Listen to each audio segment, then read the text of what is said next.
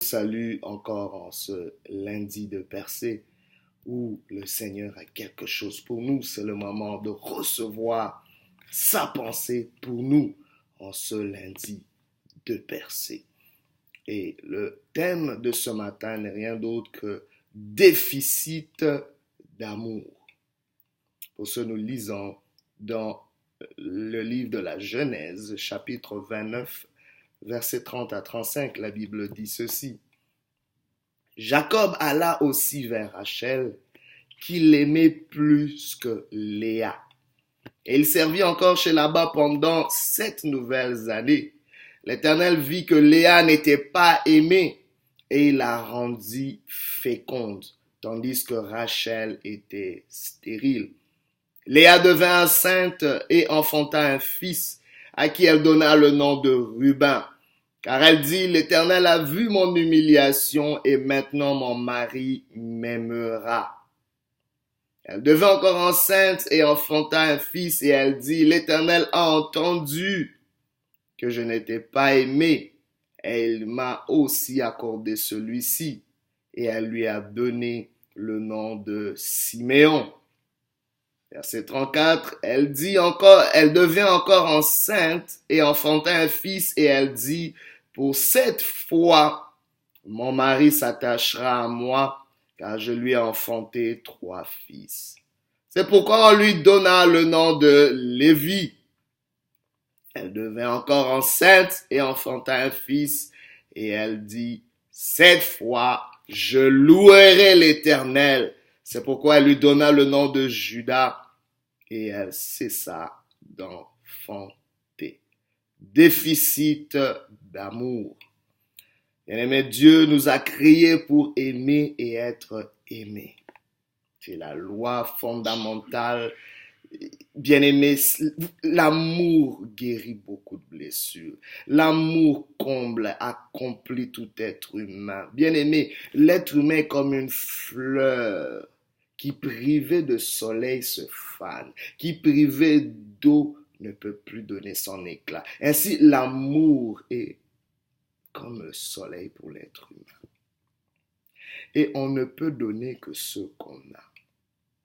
Quand on n'a pas assez d'amour, on n'a pas reçu beaucoup d'amour, suffisamment d'amour, il y a un déficit qui se crée. Il y a une quantité d'amour qui est requis pour notre bon fonctionnement. Il y a une quantité d'amour, une qualité d'amour qu'il nous faut pour fonctionner dans nos relations avec les autres, pour donner cet amour aussi. Que fait-on quand on n'a pas assez d'amour à donner ou assez d'amour pour fonctionner, quand on n'en a pas reçu suffisamment? Laissez-moi vous dire que la plupart d'entre nous, nous essayons de remplir ce vide, ce déficit par autre chose. Tel a été le cas dans ce texte. Dieu a mis 3 besoins essentiels en chacun de nous. Il y a d'abord le besoin d'être aimé, le besoin d'être important, et le besoin aussi d'être sécurisé, sécure au-dedans de soi. C'est très important, même quand un enfant est privé de ces choses. Je vous donne par exemple un exemple. On a fait une expérience où on a mis des bébés qui étaient nourris tout en les caressant, tout en leur donnant de l'attention, en les touchant. Et une catégorie de bébés qui ont juste été nourris, mais sans qu'on les touche, sans qu'on leur parle, sans qu'on les caresse, sans qu'on leur dise des mots doux et agréable. Et on a remarqué qu'après le temps, les bébés qui avaient été nourris avec affection, avec attention, ont pris beaucoup plus de poids, ont eu beaucoup plus une bonne mine que ceux qui n'avaient pas reçu d'attention. Donc, juste la nourriture physique qu'on leur donnait n'était pas assez pour la croissance de ces enfants. Il en est ainsi pour nous et nous oublions souvent cela. Déficit d'amour. Parfois, c'est ce qui te tue petit à petit. Parfois, c'est ce qui t'amène à l'hôpital. Parfois, Le médecin va chercher beaucoup de choses, mais ce dont tu as vraiment besoin, ce dont tu souffres, c'est un déficit d'amour. Je viens aujourd'hui diagnostiquer quelque chose que tu as peut-être ignoré. Tu frappes à toutes les portes. Si seulement je pouvais avoir ceci, si seulement je pouvais avoir l'homme de ma vie, si seulement je pouvais avoir des enfants, si seulement je pouvais avoir cette carrière, si seulement je pouvais avoir plus d'argent, toutes ces choses vont pas combler, vont pas résoudre ce problème, vont pas guérir ce dont tu souffres. Ce dont tu souffres est un déficit d'amour. Écoute-moi, cher ami. Écoute-moi. C'est un déficit d'amour. Allons au fond du problème. Dans ce texte, nous avons vu Jacob qui aimait Rachel plus que Léa. Il avait ces deux femmes. Pas parce qu'il voulait avoir deux femmes, mais c'est parce que son beau-père l'avait trompé en lui donnant la mauvaise femme le jour de noces. Je me suis toujours demandé comment il n'a pas reconnu que c'était la mauvaise femme. Anyway, ça c'est une autre facette. On en parlera peut-être un autre jour. Mais qu'à cela ne tienne, il s'est retrouvé avec deux femmes. Une qui s'appelait Rachel et l'autre Léa. C'était deux sœurs. Mais on nous dit que Rachel était beaucoup plus belle que Léa. Le nom même Léa signifiait un peu quelqu'un qui n'avait pas d'éclat, qui n'était pas assez brillante.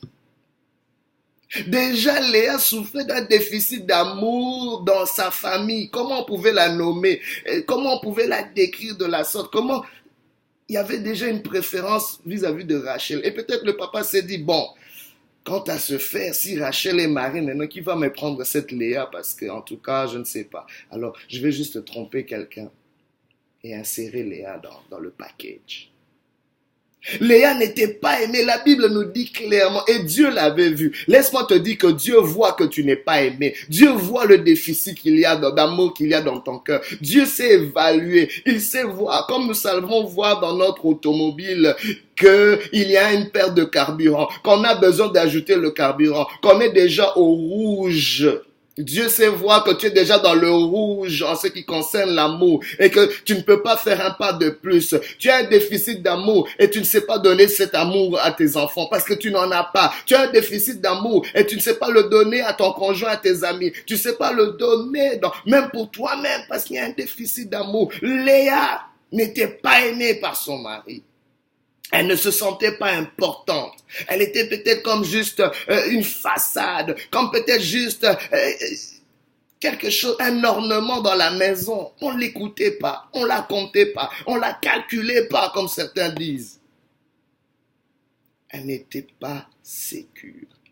Ça peut être amené un manque d'estime de soi. Parce que c'est ce que ça amène. À un moment, tu n'as plus confiance en toi. Tu ne penses plus que tu es important. Tu ne penses plus que tu es valable. Parce qu'il y a un déficit d'amour. L'amour te propulse. L'amour te donne cette vigueur. L'amour, c'est ton carburant. Tu ne peux pas fonctionner sans amour. Elle a fait toutes sortes de choses pour combler ce vide émotionnel. Cette douleur interne qui l'a rongée. Voilà ce qu'elle a fait. Pour certains, parmi nous, c'est peut-être le sexe. Comme je n'ai pas d'amour, je vais le chercher dans le sexe. Le sexe n'égale pas l'amour. Laissez-moi vous dire, le sexe n'est pas égal à l'amour. Et il y a beaucoup parfois qui vont dans ça. Plus j'aurai du sexe, plus je me sentirai aimé. Non. Puisque les gens me donnent de l'importance simplement à cause de mes rondeurs et ma beauté, voilà au moins ils vont me donner de l'attention. Mais les gens te privent. C'est un cadeau empoisonné. Les gens sont en train de te troquer, de te mentir. D'autres, c'est peut-être dans le statut social. Plus j'aurai de diplômes, je me sentirai important, bien aimé. S'il n'y a pas cet amour au-dedans de toi qui te rend important, tous les diplômes, tous les statuts sociaux ne te donneront pas cette importance. Tu te sentiras toujours vide et tu seras parfois aigri par moments. Ayant reçu tous les titres et les honneurs, mais te sentant toujours vide avec un déficit. Ne masquons pas le problème. Ne donnons pas des choses qui vont pas résoudre ce dont tu souffres vraiment. Quelqu'un va se dire, c'est peut-être avec plus d'argent, de popularité, toutes sortes d'apparences, ça va pas résoudre. Léa a essayé toutes ces choses, ça n'a pas marché. Mais laissez-moi vous dire, elle n'était pas aimée. Elle n'avait pas de beauté. Léa. C'est là où tout a commencé, par un déficit, par un manque. Laissez-moi vous dire que l'ennemi va souvent nous attaquer dans ce qui manque dans notre vie. L'ennemi va souvent nous attaquer par ce que nous n'avons pas. Et il va te tenter souvent, regarde, tu n'as pas ça. Est-ce que tu pourrais pas combler cette chose par tes propres moyens? Est-ce que tu pourrais pas utiliser ceci? Regarde, tu as toujours manqué de ceci. Parfois, les gens sont ce qu'ils sont, méchants comme ils sont à cause de quelque chose qui a manqué, à cause d'un déficit. Parfois, les comportements que tu fais, tu les ferais pas s'il n'y avait pas ce déficit. Léa avait manqué quelque chose. Léa avait manqué quelque chose dans son enfance. Il y avait quelque chose qui n'a jamais été suffisant, bien aimé. C'est peut-être l'attention d'un père. C'est peut-être l'affection d'une mère. C'est peut-être l'approbation d'un supérieur. C'est peut-être d'un certain groupe auquel tu veux appartenir. On t'a jamais accepté. Tu es toujours pas assez bon pour eux. Peu importe ce que tu fais, il y a quelque chose qui a toujours manqué. Cet handicap a amené toutes sortes de dysfonctions. Ce déficit-là. Bien-aimé, laissez-moi vous dire, Léa n'avait certes ni beauté ni amour, mais elle avait quelque chose. Laisse-moi te dire que Dieu te donne toujours quelque chose. Bien-aimé, laisse-moi te dire, répéter cette vérité, Dieu te donne toujours quelque chose. Il y a toujours quelque chose que tu as reçu. Tu ne peux pas venir dans ce monde s'il n'y a pas quelque chose dans lequel Dieu t'a reçu. Cesse de te concentrer sur ce qui manque, mais regarde à ce que tu as, parce que Dieu utilisera ce que tu as pour combler ce qui te manque. Dieu utilisera ce que tu as pour rééquilibrer le déséquilibre dans ta vie. Bien-aimé, nous venons souvent dans ce monde déséquilibré. Depuis la chute de l'homme, c'est ce qu'il en est, moi qui vous parle. Même dans mon enfance, j'étais déséquilibré par certaines choses. Mais Dieu m'a appris à regarder à ce que j'ai. Je sais que j'ai reçu quelque chose. Je sais que Dieu a déposé quelque chose en moi. C'est peut-être un don, c'est peut-être un talent, c'est peut-être une opportunité, c'est peut-être une qualité. Regarde à ce que Dieu a mis entre tes mains. Ne va pas jalouser les autres. Ne va pas dire, si au moins j'avais... Il y a des gens parfois qui se disent, si au moins j'avais un homme comme toi, si au moins j'étais marié comme toi, si au moins j'avais ceci, si au moins j'avais la carrière que... Non, ça c'est ce que l'autre a reçu. Mais toi, regarde, qu'est-ce que toi tu as? Tu as forcément quelque chose. Fouille bien. L'ennemi t'a trompé, a toujours regardé ailleurs, a toujours regardé à ce qui manque. Mais aujourd'hui, prends la peine de regarder ce que Dieu a mis en toi et célèbre-le pour cela. Et Léa avait quelque chose. Léa avait des enfants. Léa commençait à enfanter. Pendant que celle qui était aimée, Rachel, n'enfantait pas, elle était stérile. Mais Léa avait des enfants. Alléluia. Dieu a commencé à donner quelque chose à Léa parce que Dieu avait vu qu'elle n'était pas aimée et Dieu lui a donné des enfants. Mais bien aimé, laissez-moi vous dire, quand Dieu te donne quelque chose, attention à la façon dont tu les utilises. Ne les utilise pas justement pour combler ce vide de toi-même, ce déficit, parce que c'est ce que Léa a commencé à faire. Elle avait des enfants qu'elle a essayé d'utiliser pour manipuler son mari, pour gagner l'amour, l'approbation, l'affection de son mari. Et ça n'a pas marché. Elle en a eu 3. Elle a eu Ruben. Elle s'est dit, oh, cette fois-ci, mon mari Dieu a vu mon humiliation. Mon mari m'aimera. C'était toujours vis-à-vis de son mari. Elle a eu un deuxième. Pourquoi? Parce que ça n'a pas marché. Elle a eu un deuxième. Elle est devenue encore enceinte. Elle a dit cette fois-ci, Dieu a entendu. Et il a entendu que je ne suis pas aimé. Parce que si on veut dire entendre. Et cette fois-ci, Dieu va entendre. Dieu va entendre. Et mon mari va aimer. Peut-être mon mari va entendre aussi. Comment Dieu entend mais son mari n'entend pas? Comment Dieu voit son humiliation mais son mari ne voit pas toujours l'humiliation? Bien aimé, parfois tu as fixé ton regard sur la mauvaise chose.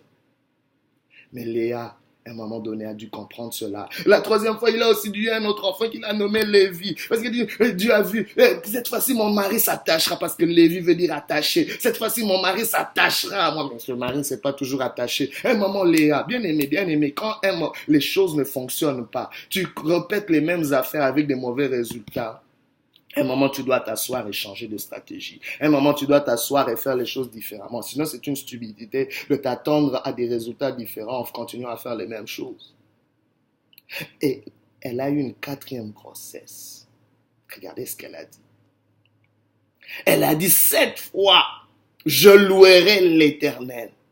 Dans les 3 premiers cas, l'attention était fixée sur un manque. L'attention était fixée sur le déficit. L'attention était fixée sur ce mari qui l'aimait pas, qui n'était pas attaché à elle. Ce mari qui ne voyait pas son humiliation. Mais cette fois-ci, elle a dit, je regarde pas au mari. Je regarde pas ce qui me manque. Je regarde pas ce qui m'est privé. Je regarde à l'Éternel. À l'Éternel qui est la source de tout. À l'Éternel qui est cet amour éternel. Cet amour intarissable. Elle a dit, c'est pourquoi elle lui a donné le nom de Judas, qui veut dire louange, qui veut dire louer le Seigneur. Bien-aimé. Et après, elle cessa d'enfanter. Bien-aimé, c'est très important. Dieu te donne toujours quelque chose.